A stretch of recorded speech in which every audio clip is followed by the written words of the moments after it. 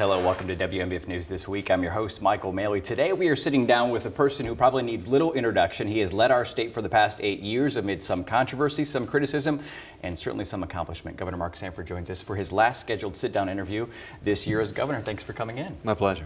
When you look back, and I've heard you use the term surreal as far as closing this chapter of your life, can you expand on that for us? Give us some perspective of what you're feeling as you look to pass the baton to Governor-elect Nikki Haley.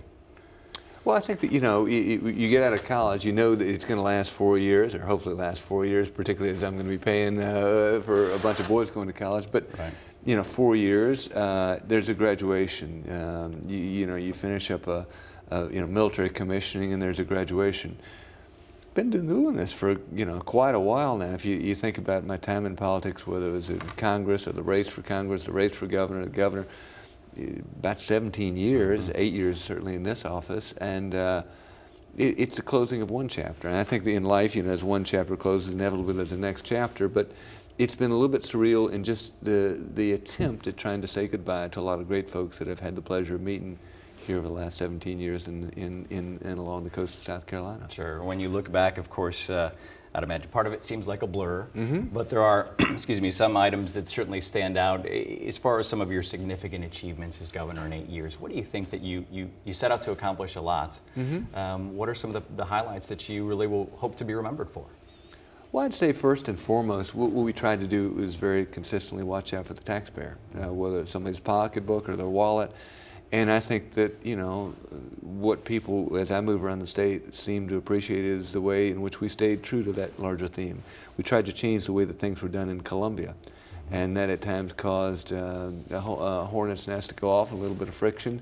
But I think it's fundamentally important in terms of competitiveness of our state going forward, in terms of people getting better results out of the government that they pay for, that we indeed change some things. And then there are, a whole host of the sort of traditional merit badges, the largest recurring tax cut in South Carolina history, the first of its kind marginal income tax rate in South Carolina history, first of its kind tort reform, workers' comp reform, employment security commission reform, wait times at DMV going from 66 minutes down to 10 minutes, more land set aside in terms of conservation, largest amount of investment during this 8-year time period than during any other in South Carolina history. So I could go down a lot of different accomplishments. I think that the way in which one of those will impact one person will be the one that matters to them. Sure.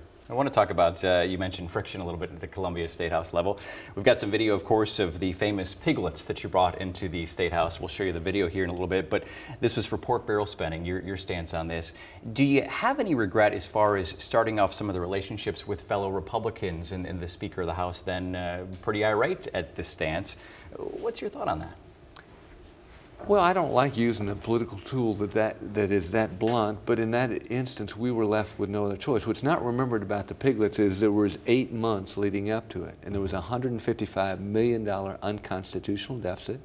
If we left it in place, it would set precedent for the next 100 years on the sanctity of our balanced budget requirement. They at the time had said, look, we've gotten close, declare victory and move on, which is, I guess, the normal way of politics. But I said, look, I stuck my left hand on the Bible, I raised my right hand, I swore to uphold the Constitution. It doesn't say, get close and declare victory. And so they, at the end of the day, said, we got to do what we got to do. And I said, all right, if you got to do what you got to do, then I got to look for some way of raising what I think to be a constitutional issue going forward. And what's not remembered about the pigs is that, in fact, it worked, because very quietly, 2 weeks later, Senate Finance found the last $16 million to close off that unconstitutional deficit. Interesting perspective. So despite some of the frustration, it may have done the trick, so to speak. It did in that instance. And, again, I don't like using an instrument that blunt, but there were 8 months leading up to it. And I think that this larger notion of not getting close with taxpayers' money, you think about the casualness in the way that money is spent in Washington, D.C., or at times Columbia, South Carolina, versus how hard people to work to earn a dollar, whether in the corners of Florence or in Little River or in Aner, or you go pick the corner of South Carolina.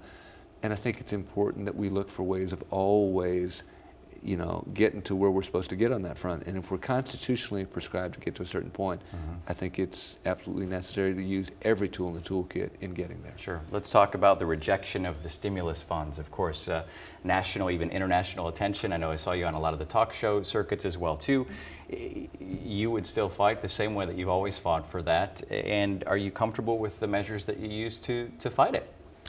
Well, we used every tool in the toolkit there, too. In that case, we came up short. It ultimately went to the South Carolina Supreme Court. The South Carolina Supreme Court ruled that we had to take the money. But we said at the time, look, you know, math works. And if we spend money we don't have, we're setting ourselves on an unsustainable track. And 2 years from now, we'll end up about $1 billion in the hole. Now, what's interesting is 2 years have gone by, and we will begin next year's budget cycle about $1 billion in the hole. And, you know, what I heard from people is, I moved around South Carolina at that time, was, look, you know, gravity always works, trees don't grow to the sky, and chickens always come home to roost on spending money that you don't have. You can't spend your way to prosperity. And that's what, to a degree, the stimulus was based on. I think it's proven to be not as effective as many people had hoped, though certainly well-intended. And in this case, it creates something of a math trap in our state and in many other states out there as well. Sure. Let's bring it back closer here to the Grand Strand. Of course, on Thursday night, you were in Murrells Inlet talking to a lot of the Republicans and a lot of the supporters out there. Do you feel like, and we've got some video I think we can show too from your appearance there, but do you feel like you did as much as you could have done for the Grand Strand, for the area here, when it comes to tourism and getting enough money here? That's, of course, tourism so critical and key. Some people say, geez, could more money have stayed here? The taxes go to Columbia. Could more have stayed here since it's our lifeblood? Right. Our lifeblood, rather. Could anything further have been done here along the Grand Strand to continue promoting tourism? Well, I think you got to look at what we did. I mean, you know, we're the first administration to have ever appointed a director of Parks, Recreation, and Tourism from the Grand Strand.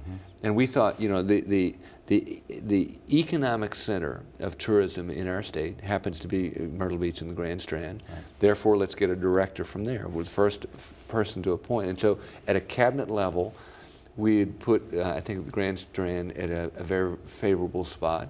Appointed Don Leonard as, you know, head of the Infrastructure Bank, which dealt with billions of dollars of infrastructure.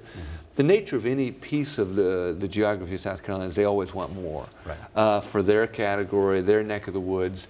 And I think that the hard part in being a chief executive in this sense is to look statewide and say, look, let's do as best we can for this particular part of South Carolina, this particular part of the economy, but let's always be looking holistically. And the people that say, I'm just watching out for you but nobody else, probably aren't telling the whole story, because they may be telling that same story to Greenville or Spartanburg or go down the different corners of South Carolina. I think we did a good job. If you look at particular what Chad and his team did with regard to basically redirecting some operational dollars into tourism marketing in a way that had never been done before, there have been tremendous dividends that have come from that in highlighting tourism and selling it both nationally and globally. Good perspective, of course. Governor Mark Sanford, a look back and a look at the future. Stay with us.